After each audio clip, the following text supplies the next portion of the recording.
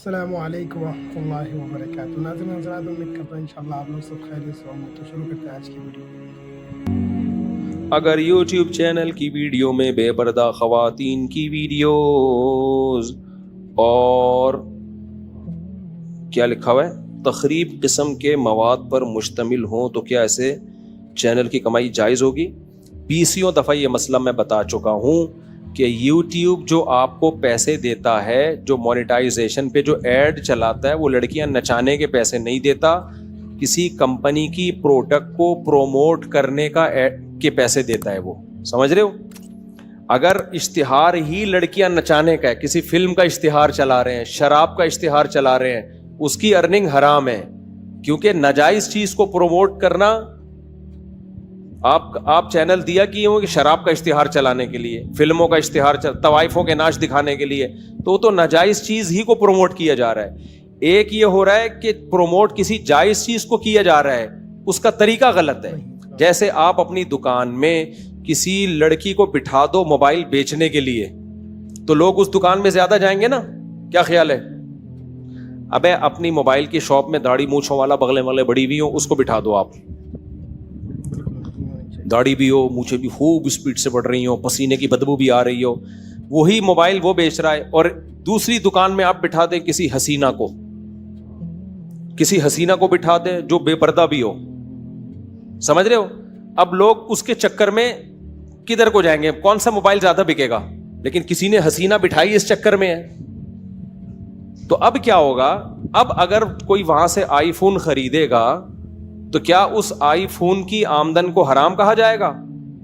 بھائی وہاں بھی آئی فون کے پیسے لے رہا تھا، یہاں بھی کس کے پیسے لے رہا ہے؟ آئی فون بک رہا ہے، تو آئی فون کی قیمت حرام نہیں ہوگی۔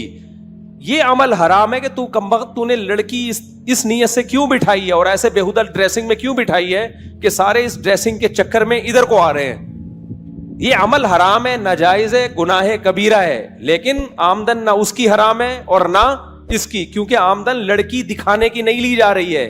جو پیسے مل رہے ہیں وہ پیسے آئی فون کے بدلے میں مل رہے ہیں۔ سمجھ میں آ رہی ہے بات؟ تبھی ہم کہتے ہیں نا باقاعدہ پراپر جب تک کوئی عالم مفتی نہ بناؤ وہ مسائل بتانے کا اہل نہیں ہے۔ آمدن جس چیز کی آ رہی ہے، تو اب ہوتا یہ ہے کہ یوٹیوب کو جب آپ نے اپنا چینل مونیٹائزیشن کے لیے دے دیا تو وہ دینا ایگریمنٹ یہ نہیں ہوتا کہ لڑکیاں نچوانے کے لیے ہم آپ کو دے رہے ہیں۔ وہ ایگریمنٹ یہ ہوتا ہے کہ مختلف کمپنیاں اپنی پروڈکٹ کو پروموٹ کرنا چاہتی ہیں، جس میں شیمپو کی کمپنی بھی ہے، صابن کی کمپنی بھی ہے، خوشبو کی کمپنیاں بھی ہیں، بہت سارے ایڈ چل رہے ہوتے ہیں۔ تو اس ایڈ کو دکھانے کے تاکہ آپ اس کمپنی کی پروڈکٹ کو پبلش کرنے کا ذریعہ بنے، اس مارکیٹنگ کے پیسے مل رہے ہوتے ہیں آپ کو۔ اب اس مارکیٹنگ کا جو طریقہ ہے وہ طریقہ غلط ہے۔ وہ کیا ہے کہ کمپنیاں جو ایڈ بناتی ہیں اس میں لڑکیاں دکھاتی ہیں تاکہ لڑکی کے چکر میں لوگ آئیں اور شیمپو دیکھ لیں اس بہانے۔ تو یہ اشتہار بنانا ناجائز عمل ہے، سمجھتے ہو کہ نہیں سمجھتے؟ لیکن اس کی ارننگ حرام نہیں ہوگی۔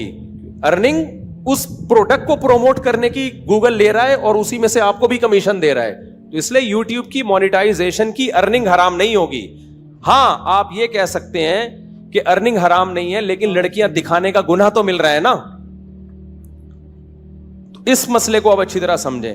اگر دکان آپ کی ہے اور آپ نے خود وہاں لا کے موبائل بیچنے کے لیے لڑکی بٹھا دی ہے تو موبائل کی آمدن تو حلال ہوگی، لڑکی بٹھانے کا گناہ آپ کو ہوگا۔ لیکن اگر آپ نے دکان رینٹ پہ دی ہوئی ہے کہ بھائی آئی فون بیچو اس میں، اور جس کو رینٹ پہ دی ہے اس نے آپ کی پرمیشن کے بغیر لڑکی لا کے بٹھا دی، تو پھر یہ اس کا گناہ ہے، یہ آپ کے سر پہ نہیں آئے گا۔ تبھی ہم کہتے ہیں نا آپ نے کسی کو کرائے کا گھر دیا رہنے کے لیے، اس میں فلمیں دیکھ رہا ہے بیٹھ کے، تو مالک مکان کو تھوڑی گناہ ملے گا اس سے؟ بھائی آپ نے رہنے کے لیے دیا ہے، یہ اس کا اپنا ذاتی عمل ہے۔ تو کمپنی جو اشتہار بنا رہی ہے، لڑکیاں نچا کے پروڈکٹ کو پروموٹ کر رہی ہیں، یہ اشتہار بنانا بھی ناجائز ہے، اور گوگل کا اس کو آپ کے چینل پہ چلانا بھی کیا ہے؟ ناجائز ہے۔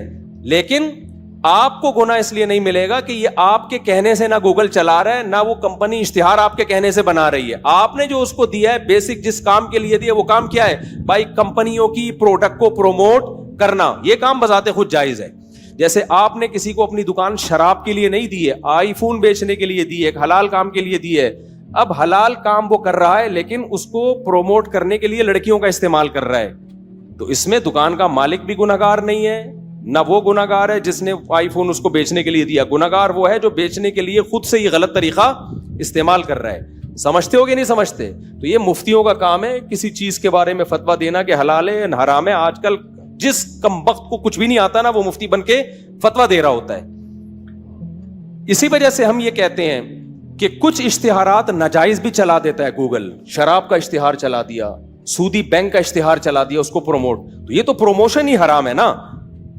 تو اس میں پھر کیا ہوتا ہے کہ آپ کی حلال میں کچھ حرام شامل ہو جاتا ہے. اس کی مثال ایسے جیسے آپ نے آئی فون بیچنے کے لیے دکان دی تھی لیکن اس میں شراب بھی بیچ رہا ہے, وہ شراب بھی بیچ رہا ہے, آپ کی پرمیشن نہیں ہے لیکن وہ بیچ رہا ہے. تو پھر کیا کہا جائے گا بھائی؟ اس میں تو چونکہ مکس سارے کام ہو رہے ہیں تو کچھ نہ کچھ پرسنٹیج آپ کو احتیاطاً, یہ بھی ہم احتیاطاً کہتے ہیں, اس میں بھی اگر زیادہ ڈیپ میں جائیں تو یقینی طور پر یہ بھی واجب نہیں ہے کیونکہ آپ نے اس کام کے لیے دی نہیں ہے اس کو, لیکن پھر بھی ہم احتیاطاً کہتے ہیں کیونکہ الگ الگ چیزوں کا کمیشن آپ کو مل رہا ہے. تو باقاعدہ ہر اشتہار چلانے کا کرائے پہ دکان تو آپ نے دے دی نا ایک دفعہ, یہاں تو ہر جب بھی کوئی چیز بکے گی اس کا کمیشن آپ کو دیا جائے گا. تو اگر شراب بک رہی ہے اس کا کمیشن تو پھر وہ تو حرام ہے. تو یوٹیوب پہ جب ناجائز آپ کا ایڈ چلے گا تو وہ آپ کی ارننگ میں حرام شامل ہو رہا ہے. اس لیے ہم یہ کہتے ہیں کہ جب آپ کی یوٹیوب کی ارننگ آئے تو اس میں چند فیصد, کوئی کہتا ہے 5%, کوئی کہتا ہے 10%, کوئی کہتا ہے 2.5%, تو ایک لم سم اندازے سے کم از کم 5% صدقہ کر دیا کریں اس میں. پھر بھی اگر یہ جو آج کل کے کچھ اسکالر آئے ہوئے نا جو علماء پہ اعتراض کرتے ہیں, پھر میں ان سے کہتا ہوں کہ اگر تم یوٹیوب کی ارننگ کو حرام کہتے ہو نا تو پھر تمیز سے حرام کہو, دوغلی پالیسی اختیار مت کرو, کیونکہ جس کی آمدن حرام ہوتی ہے نا اس کی چائے پینا بھی حرام ہے. پھر سمجھ رہے ہو؟ پھر یہ نہیں بولو کہ یہ مذہبی اسکالرز جو ہیں ان کے چینل مونیٹائز ہوئے ہوئے ہیں یہ حرام کھا رہے ہیں, پھر جتنے ولاگر ہیں سب حرام کھا رہے ہیں. یہ کمبخت وہاں ایک لفظ نہیں بولیں گے, ان کے ہدیے بھی لیں گے, ان کے گفٹ بھی لیں گے, ان کو ساری ٹھڑک مولویوں سے, اور پھر اپنے چینل بھی مونیٹائز کرا کے بیٹھے ہوئے ہوں گے. اور یہ کہتے ہیں کہ ان مولویوں نے اپنے لیے یہ حلال ہونے کا فتویٰ دیا, حالانکہ ہمارا جب چینل بھی نہیں تھا تب ہم نے یوٹیوب کی ارننگ کو حلال قرار دیا, جب ہم چینل بنانے کا سوچا بھی نہیں تھا ہم نے. کیونکہ مفتی جب کسی چیز پہ بحث کرتا ہے نا تو اس کے پاس ایک علم ہوتا ہے, وہ اس کے ہر چیز کو اس کا مقام دے گا. اگر اس کو حرام کہتے ہیں تو سب سے بڑا مسئلہ پتہ ہے کیا؟ ٹی وی میں جتنے اینکرز ہیں سب کی تنخواہیں کیا ہیں؟ پھر حرام ہے, کیونکہ ٹی وی اینکروں کو جو تنخواہ دیتا ہے, پیسے دیتا ہے, وہ اشتہار کے بدلے میں جو آمدن آتی ہے اس کے دیتا ہے. تو ٹی وی میں کتنے اشتہار ہیں جن میں شیمپو کی بوتل پکڑ کے داڑھی والے بزرگ بیٹھے ہوئے ہوں؟